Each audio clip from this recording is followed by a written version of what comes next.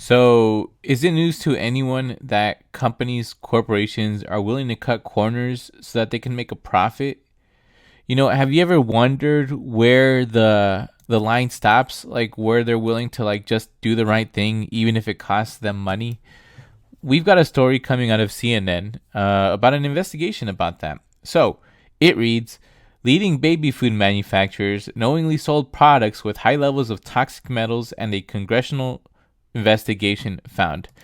Quote, our leading baby food manufacturers knowingly sold baby food that contained high levels of toxic metals, according to an internal company documents included in a congressional investigation released Thursday. Quote, dangerous levels of toxic metals like arsenic, lead, cadmium, and mercury exist in baby foods at levels that exceed what experts and governing bodies say are permissible, said Democratic Representative Raja Krishnamurthy of Illinois, chair of the House Subcommittee on Economic and Consumer Policy, which conducted the investigation signed by the Democratic members. And just a side note, sorry for killing his name if I'm not getting it right, but let's proceed. Sorry about that. Krishnamurthy said the spreadsheets provided by the manufacturers are shocking because they show evidence that some baby foods contain hundreds of parts per billion of dangerous metals. Yet, we know in a lot of cases we should not have anything more than the single digits parts per million in any of these metals, in any of our food, he told CNN. So before we get into the wonky stuff, like the technical stuff, I want to call out the companies that participated and showed that they had high levels of toxic metals, chemicals in their food. That's Gerber Baby Foods, Hain, Beech-nut, and Nurture. When we're talking about the companies that had these metals in the food, these poisons, it's these four. And I'm going to hear the logos so that you don't forget. So I'm going to get a little wonky here, and I'm paraphrasing, but the article tells us about two standards set by the FDA. There's the food standard and the water standard. Now, the food standard, it's okay to have these heavy metals in there, according to the FDA, at 100 parts per billion. The water standard is 10 parts per billion. Now, not only did these companies exceed the water limits, but they also exceeded the food limits. That was 10 times more lenient than the water limits. So I think, according to this article, the worst offender here is Beech-nut Baby Foods, which is a funny name, by the way, with ingredients that tested as high as 913.4 parts per billion in arsenic.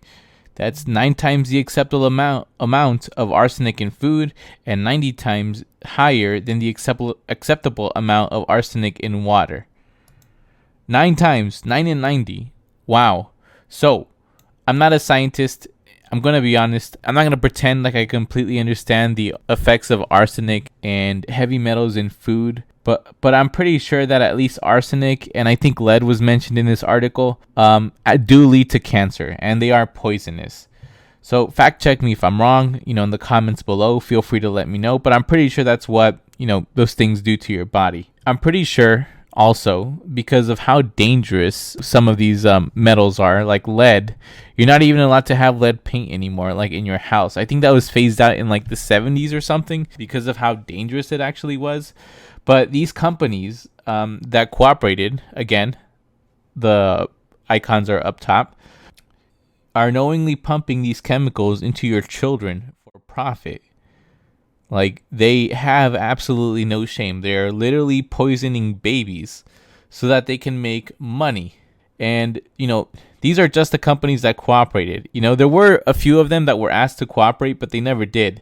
This would be Walmart, Sprout Organic Foods, and Campbell Soup Company. Now, I'm not saying that they're guilty of, poisoning children, but not participating. If somebody asks me, hey, are you poisoning children? My first response is, no, that's stupid. Why? Here you go. Here, whatever. Clear my name. But for whatever reason, Walmart, Sprouts, and Campbell Soup Company did not participate when asked that question. They said no comment, which is not guilty. It's not technically guilty, but it's definitely the appearance of guilt. I think we have to acknowledge the dynamic between corporations and governments. At this point, it's almost completely safe to assume that companies will do anything to pad their bottom line as long as it can avoid the limelight or bad press. That's honestly what capitalism is, which is making money at almost all costs.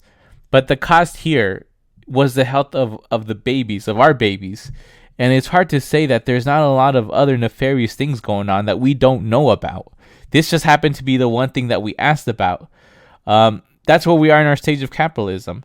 It used to be a joke, oh yeah, companies would kill poison babies, ha ha ha ha ha. But it doesn't seem to be a joke anymore. Like it's coming, it's real. It's real now. This is where we are in our capitalism stage. I hope we can reverse it, quite honestly. This brings me to another point. Which is, don't let any conservative tell you that pure laissez-faire capitalism is solely a good thing. If they do, show them this article and tell them that when companies police themselves, they will sacrifice you and your children to make money.